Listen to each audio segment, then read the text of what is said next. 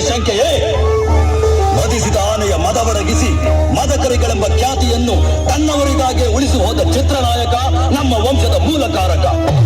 ಶತ್ರುಗಳ ಪಾಳ್ಯಕ್ಕೆ ನುಗ್ಗಿ ಸಾಳ ನರಸಿಗನ ಪಟ್ಟದ ಕುದುರೆಯನ್ನೇ ಆರಿಸಿಕೊಂಡು ಬಂದ ಹರಿಭಯಂಕರ ಮೋಟುಗೈ ತಿಮ್ಮಣ್ಣ ನಮ್ಮ ವಂಶದ ದೊಡ್ಡಣ್ಣ.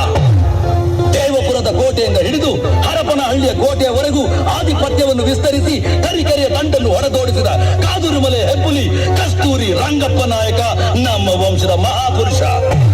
ಸೀರೆ ಯುದ್ಧದಲ್ಲಿ ಗಂಡುಗೊಡಲಿಯಿಂದಲೇ ಶತ್ರುಗಳ ಶಿರಗಳನ್ನು ಈಡಾಡಿ ಅತುಳ ಪರಾಕ್ರಮವನ್ನು ಪ್ರದರ್ಶಿಸಿದ ಗಂಡುಗೊಡಲಿಯ ಸರ್ಜಾ, ಇಮ್ಮಡಿ ಮದಕರಿಯ ಭೂಪಾಲ, ಸಮರದೋಳ್ ರಣಲೋಲ. ಹೊರಗೆ ಕತ್ತಿ ಇಡದೆ ಸದಾ ಶತ್ರುಗಳ ರಕ್ತದಿಂದಲೇ ತನ್ನ ಕತ್ತಿಗೆ ಮಜ್ಜನ ಮಾಡಿಸುತ್ತಿದ್ದು ಸಮರ ವಿಜಯನಂದೇ ಮಿಂಚಿ ಮರೆಯಾದ ರಾಜ ಬಿಚ್ಚುಗತ್ತಿ ಭರಮಣ್ಣ ನಾಯಕ ನಮ್ಮ ನಾಯಕ ಕುಲ ತಿಲಕ. ಅಂಥ ರಣಕರಿಗಳ ರಕ್ತವನ್ನು ಹಂಚಿಕೊಂಡು ಹುಟ್ಟಿದ ಈ ರಣಭಯಂಕರ ಕಾಮಗೇತಿ ಕುಲ ತಿಲಕ, ಗಂಡರ ಗಂಡ ರಣಪ್ರಚಂಡ, ಈ ಗಂಡುಗಲಿ ಮದಕರಿ ನಾಯಕನ ಬಾಹುಬಲದ ಬಗ್ಗೆ ನಿನಗೆ ಅಪನಂಬಿಕೆಯೇ ತಾಯಿ.